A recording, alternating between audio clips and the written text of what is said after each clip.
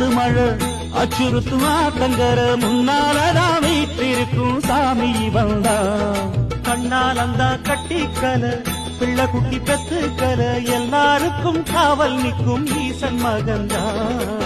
சின்னஞ்சிறு மூஞ்சோறு மன்னவனின் பூந்தேறு பூலோகம் கொண்டாடும் ஒத்த கொம்பந்தா